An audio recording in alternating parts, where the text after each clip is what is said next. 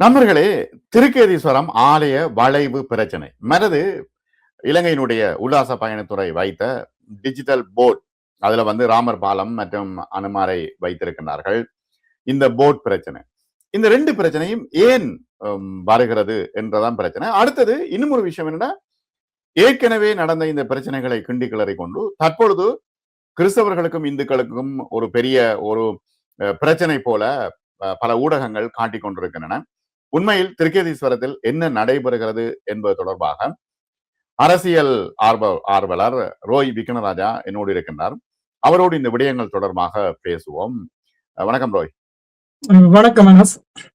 இப்ப இந்த பிரச்சனை திருக்கேதீஸ்வர ஆலய வளைவு பிரச்சனை, உடைத்தது வீசியது, மற்றது ஒரு சிவலிங்கம் ஒன்றை உடைத்தது வீசியது என்றெல்லாம் பிரச்சனைகள் இருந்தன. அதற்கு பிறகு இது ஓரளவு தனிந்த ஒரு பிரச்சனையாக இருந்தது.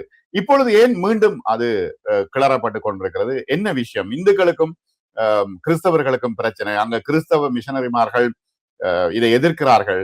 அது மட்டுமல்ல, கிறிஸ்தவ மிஷனரிமார்களுடைய ஆதிக்கம் மன்னாரில் அதிகமாக இருக்கிறது என்று பல விஷயங்கள் தற்பொழுது ஓடிக்கொண்டிருக்கின்றன. உண்மையில் அங்க என்ன நடக்கிறது? விரிவா சொல்லுங்க. உண்மையில் இதை பார்ப்போமா என்றால் அங்கு உண்மையா ஒரு பிரச்சனையும் இல்லை. இது பிற சக்திகளின் தூண்டுதலால் சில ஊடகங்கள் மற்றும் இந்த பிரச்சனையில் ஓடுபட்டு திரிபவர்கள் இரண்டு பகுதியினரும் இதை ஒரு பூதாகரமாக காட்டுகிறார்கள். இதுல எந்த சக்தி பின்னால நிக்கிறன்றதான் என்னுடைய கேள்வியா இருக்குது.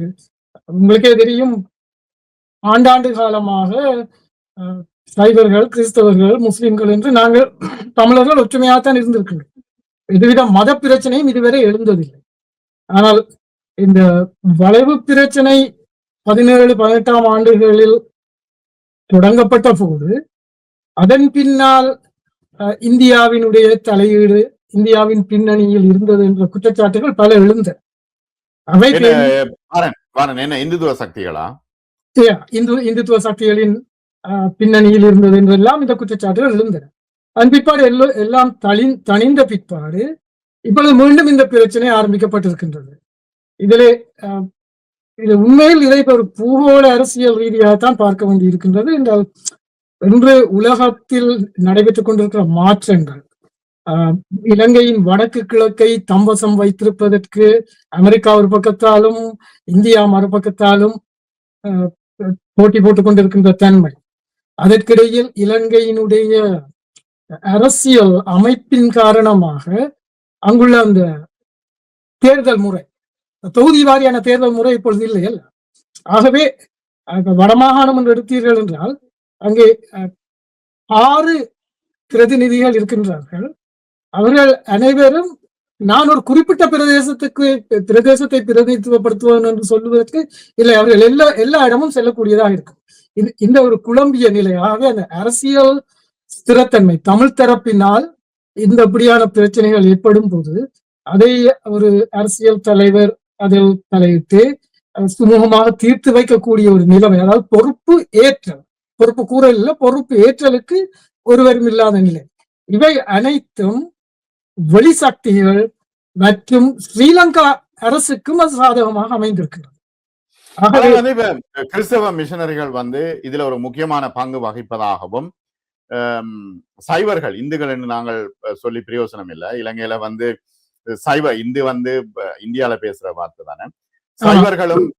சைவர்களும் கிறிஸ்தவர்களும் இதுல மோதி கொண்டிருக்கின்றார்கள் என்கின்ற ஒரு தோற்றப்பாடு தற்பொழுது அதிகமாக தெரிகிறது. அப்படியா? ஆம், அங்கே ஒரு கிறிஸ்தவ பாதிரியார், அவருடைய பேர் எனக்கு சரியா வரவில்லை, அவர் சற்று மும்முரமாக இருக்கின்றார் என்று அதாவது செய்திகள் வருகின்றன. அவை அந்த பாதிரியாரை கட்டுப்படுத்த வேண்டியது மன்னார் மறை மாவட்ட ஆயர், அவருடைய பேரும் ஞானப்பிரகாசம் தான். யாழ்ப்பாண ஆயரின் பேர் ஜஸ்டின் ஞானப்பிரகாசம், இவர் இன்னொரு ஞானப்பிரகாசம். ஆகவே மறை மாவட்ட ஆயர் அந்த விடயத்தை கருத்தில் எடுத்து அப்படி ஒரு பாதிரியார் உண்மையில் இதில் இருக்கின்றார் என்றால் அவரை கட்டுப்படுத்தக்கூடிய சகல அதிகாரமும் மறை மாவட்ட ஆயருக்கு இருக்கின்றது. அதே போன்று இந்த பாதிரியாரை முன்னிறுத்தி ஒரு எல்லா மதத்தை சார்ந்தவர்களிடையேயும் தீவிர மத போக்கு இருப்பவர்கள் இருப்பார்கள். இருபக்கத்திலுமாவே இந்த பாதிரியார் இங்கே முன்னிலைப்படுத்தப்படுகின்றார் என்றால் நிச்சயமா அவருக்கு பின்னால் தீவிர கிறிஸ்தவ மத போகக்கூடிய ஒரு இருவர் இருக்கத்தான் போறார்கள். அவர்களுடைய தூண்டுதலாக இருக்கலாம். அவர்களை தூண்டுபவர்கள் வெளிநாட்டு அரசியல் சக்திகளாகவோ அல்லது இலங்கை அரசியல் சக்திகளாகவோ இருக்கலாம். என்றால் இன்று இலங்கை அரசாங்கத்தினுடைய முக்கிய கவனம் வடக்கு கிழக்கில் தான் இருக்கிறது. அவர்கள் வடக்கு கிழக்கை தங்கள் கையகப்படுத்துவதற்கு அனைத்து விதமான முயற்சிகளையும் எடுத்துக்கொண்டு வருகின்றார்கள். ஆகவே மன்னார் மறை மாவட்டத்தில் மன்னார் மாவட்டத்தில் கிறிஸ்தவர்கள் அதிகமாக வாழ்கின்றார்கள். ஆகவே அங்குள்ள கிறிஸ்தவர்களுக்கும் சைவர்களுக்கும் ஒரு மத ரீதியான பிளவை பிரச்சனையை உண்டுபடுத்தி அதில் அரசியல் லாபம் காண்பதற்கு இலங்கை அரசும் முயலலாம். அதே நேரம் இப்பொழுது அந்த சேது சமுத்திர திட்டம், அந்த வெண்ணார் பாலம் போன்ற விடயங்களில் இந்தியா சற்று மும்முரமாக இருக்கின்றது. ஆனால் நிச்சயமாக அமெரிக்கா அந்த பாலத்தை அமைக்க விட போவதில்லை, ஏதோ செய்து குழப்ப போகிறது. ஆகவே இந்த இடத்தில் தான் காலூன்றுவதற்கு இந்தியா கூட ஏதாவது ஒரு வழியை தேடலாம். இப்படியான நிலையில் இதில் அப்பாவி பொதுமக்கள், இரு பக்கத்து அப்பாவி பொதுமக்களும் இந்த விடயத்தில் சிக்குண்டு இங்கே முன்னுக்கு நிற்பவர்கள் யாரால் தூண்டப்படுகிறார்கள், அல்லது ஆங்கிலத்தில் யாரால் ஹேண்டில் பண்ணப்படுகிறார்கள் என்பதனை அறியாமல் அவர்கள் தங்களுக்குள் மோதிக்கொள்வதுதான் இங்கே ஒரு பிரச்சனையா இருக்கின்றது.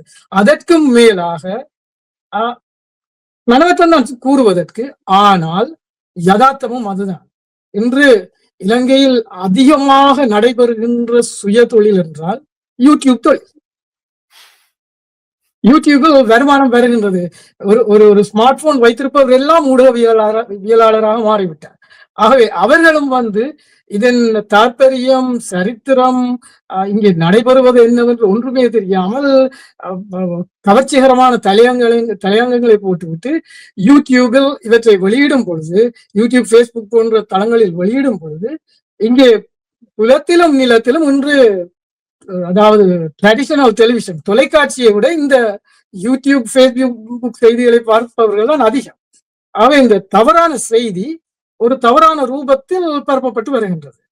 இதனை நாங்கள் ஆர்வலர்கள், அரசியல் செயற்பாட்டாளர்கள், அரசியலில் இருப்பவர்கள், சிவில் சர்வன்ட், சிவில் சமூக அமைப்பினர், இவர்கள் எல்லோரும் இவற்றை ஆழமாக இந்த முன்னால் தெரிகின்ற இந்த குழப்பத்தின் பின்னால் எது இருக்கின்றது, என்ன காரணி இருக்கின்றது என்பதனை ஆழமாக தேடி பார்த்து தான் இதற்கான ஒரு தீர்வை காண்பதற்கு முயற்சித்து இந்த மக்களை ஒருநிலைப்படுத்த வேண்டும். ஆனால் இது ஒரு சின்ன பிரச்சனை இல்லையா? ஒரு வளைவு தொடர்பான பிரச்சனை. அதை உடைத்தது, ஆரம்பத்துல உடைத்தது கிறிஸ்தவர்களா உடைத்தார்கள் என்றுதான் தகவல் இருக்கின்றது. இப்ப ஏன் அதை உடைக்க போவான்? என்ன பிரச்சனை? இப்ப திருக்கதீஸ்வரம் ஆலயம் ஆண்டாண்டு காலமாக அங்க இருக்கிற ஒரு வரலாற்று பிரசித்தி பெற்ற ஆலயம். அதுக்கு ஒரு வளைவு போட்டா ஏன் இவர்கள் உடைக்கின்றார்கள்? இவர்களுக்கு என்ன பிரச்சனை? அவர்களுக்கு உண்மையில் ஒரு பிரச்சனையும் இல்லை, அவர்கள் உடைக்க வேண்டிய அவசியமும் இல்லை.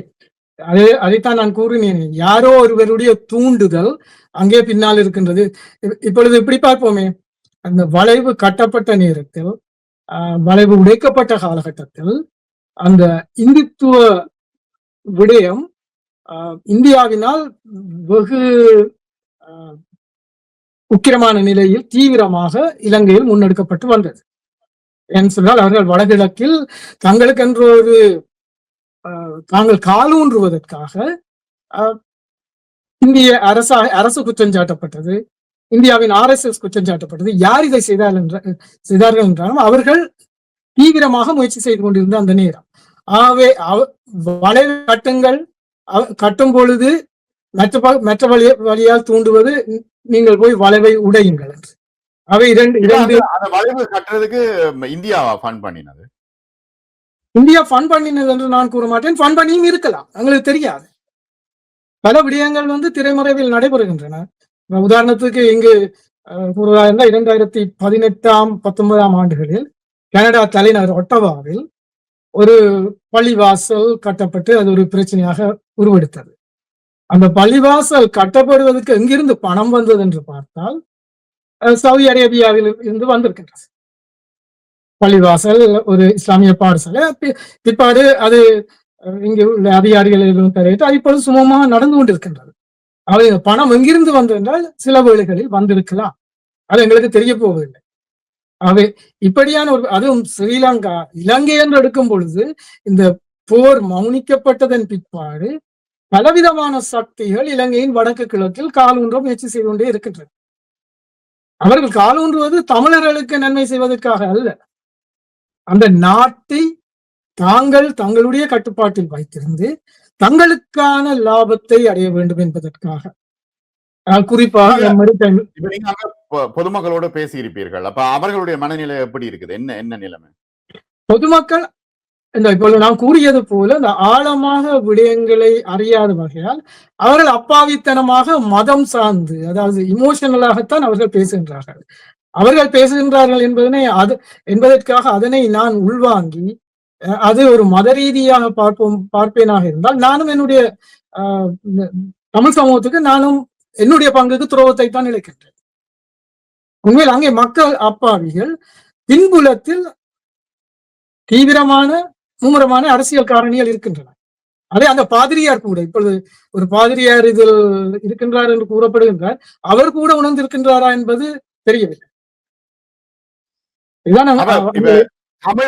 தமிழ் அரசியல்வாதிகள் என்ன செய்கின்றார்கள்? இப்ப அங்கு தமிழ் பிரதிநிதித்துவம் இருக்கிறது, செல்வம் அடைக்கலநாதன் இருக்கிறார். ஏற்கனவே ராயப்ப யோசபாண்டே இருந்த நேரம் எந்த பிரச்சனையுமே இல்லை. அவர் அழகா சுமூகமாக எல்லா விஷயங்களையும் கொண்டு போனார். ஆனால் இப்ப இருக்கிற அந்த மறை மாவட்டத்திற்கு மறைமாவட்டமே ஆதிக்கம் செலுத்த வேண்டும் என்று நினைக்கிறா? என்ன சிக்கலங்க? அப்படி நினைப்பதாக இல்லை. இப்பொழுது வந்திருப்பவர் புதிய ஆயர் ஒருவர். அவர் இந்த ஆயர் பொறுப்பை ஏற்று குறைய 4-5 மாதங்கள் தான் ஆகின்றன. அதை விட குறைவாக கூட இருக்கலாம். ஆகவே இது விஷமிகளுக்கு, விஷம சக்திகளுக்கு இது ஒரு வாய்ப்பு. இந்த புதிதாக ஒருவர் வருகின்றார். ஏற்கனவே ஒரு பலத்த குரலாக இருந்த ஆயர் மறைந்து விட்டார். இந்த ஆயருக்கும் மறைந்த ஆயருக்கும் இடையில் இன்னொரு ஆயர் இருந்தவர். அவர் தற்காலிகமாக இருந்தார் 1 ஆண்டுகள். ஆகவே அவரும் இந்த விடயங்கள், அவர் இருந்த பொழுதும் இந்த விடயங்கள் ஓரளவு தனிந்துதான் இருந்தன. இந்த விடயம் பெரிதாக எழும்பவில்லை. ஆனால் இப்பொழுது புதிய ஆயருடைய வருகையோடு இதை மீண்டும் தூண்டுவதற்கு பலரும் முயற்சிக்கிறார்கள். அதாவது இந்த விஷம சக்திகள் இது எடுத்த மாத்திரத்தில் எடுத்தோமா கவிட்டோமா என்று இதுசாராரும் பார்க்காமல், குறிப்பாக அரசியல் ஆர்வலர்கள், செயற்பாட்டாளர்கள், சிவில் சமூக செயற்பாட்டாளர்கள் அனைவரும் இதில் ஒரு முக்கிய பங்கை ஏற்று, மறை மாவட்டம் உட்பட, ஆயர் உட்பட ஒரு முக்கிய பங்கை எடுத்து இவர்கள் தான் அந்த சமூகத்திற்கு தலைவர்களாக இருக்கின்றார்கள். சமூகத்தினரோடு கலந்துரையாடி இதற்கு சுமூகமான ஒரு தீர்வை ஏற்படுத்தலாம். அந்த வளைவை கட்டியதால் கிறிஸ்தவர்களுக்கு பாதிப்பும் இல்லை. வளைவு இருக்கக்கூடாது என்று கிறிஸ்தவர்கள் சொல்வதற்கும் அங்கு நியாயம் இருப்பதாக உண்மையில் தோன்றவில்லை. என்று சொன்னால் அந்த வளைவொன்று இருக்கின்றது. அது தமிழர் என்று பார்க்கும் பொழுது அது எங்களுக்கு தான் பெருமை. ஓரிடத்தில் ஒரு கிறிஸ்தவ சமூகம் பெருமளவில் இருக்கின்ற ஒரு பிரதேசத்தில், கிறிஸ்தவ ஆலயங்கள் பெருமளவில் இருக்கின்ற ஒரு பிரதேசத்தில் பாடல் பெற்ற தலம் ஒன்று இருக்கின்றது. அந்த பாடல் பெற்ற தலத்திற்கு ஒரு வளைவு கட்டப்பட்டிருக்கின்றது என்று கூறும் பொழுது, அதாவது உல்லாச பயணிகள் வரும் பொழுது அவர்களுக்கு அது பிரமிக்கின்ற, அதாவது மனித நேயத்தினுடைய ஒரு உன்னத வெளிப்பாடாகத்தான் அந்த தோற்றப்பாடு இருக்கு. அவை அந்த வளைவு கட்டியது தவறென்று கூற முடியாது. இப்பொழுது நான் இதை கூறும்போது என்னிலும் பலர் ஆத்திரப்படலாம். அங்கே ஆத்திரப்பட்டு பிரயோசனம் இல்லை. நீங்க ஆத்திரப்படுபவர்கள் கவனிக்க வேண்டிய விடயம் இது மதம் சார்ந்தது அல்ல. மதத்தை முன்னிலைப்படுத்தி தமிழ் மக்களிடையே மத ரீதியான ஒரு பிளவினை உண்டு பண்ணுவதற்கான ஒரு முயற்சி. இதை இந்த மக்கள் தெளிவாக புரிந்து கொள்ள வேண்டும். அங்குள்ள செயற்பாட்டாளர்களும் தெளிவாக புரிந்து கொள்ள வேண்டும். மத ரீதியாக எங்களை பிரிக்கின்ற ஒரு முயற்சி. அது முக்கிய காரணம் என்னவென்றால், கடந்த 30 ஆண்டு போராட்ட காலத்திலே ஏதாவது ஒரு மதம், தமிழர்கள் சார்ந்திருக்கின்ற மும்மதங்களில் ஏதாவது ஒரு மதத்தினர் இந்த போராட்டத்தில் ஆரம்பம் முதல் இறுதி வரை தங்கள் உயிர்களை தியாகம் செய்து சர்வதேச சமூகத்திற்கு இது சம்பந்தமாக எடுத்துச் சென்றார்கள் என்றால் மதத்தினர் என்பதற்கு மேலாக மத தலைவர்கள், அது கிறிஸ்தவ மத தலைவர்கள் எல்லோரும் அறிந்த விடயம். ஆகவே இந்த கிறிஸ்தவ மத தலைமைகள் தமிழர்களாக இருக்கு மட்டும் அது வடகிழக்கில் கால் ஊன்ற முயல்கின்ற இந்திய தரப்பிற்கோ அல்லது தமிழரை பிரித்தாள முயல்கின்ற இலங்கை அரசுக்கோ அது ஒரு பெரிய தலையடியாக இருக்க போகின்றது, ஒரு தடைக்கல்லாக இடையூறாக இருக்க போகிறது. ஆகவே ஏதாவது ஒரு வழியில் தமிழ் கிறிஸ்தவர்களையும் தமிழ் சைவர்களையும் தமிழ் முஸ்லிம்களையும் எல்லா விதத்திலும் குழப்பி அடித்து பிரித்து வைத்தால் அவர்களுடைய திட்டங்கள் நிறைவேறும். எங்களை பிரித்து அது மட்டுமல்லாமல் எங்களை இன்னும் அடிமைப்படுத்தக்கூடிய வாய்ப்பு தான் அதிகரிக்கும். அதை நாங்கள் தெளிவாக புரிந்து கொள்ள வேண்டும். மிக நன்றி ரோய். மற்றும் ஒரு நேர்காணலில் சந்திப்போம். நன்றி உங்களுக்கு. நன்றி, வணக்கம்.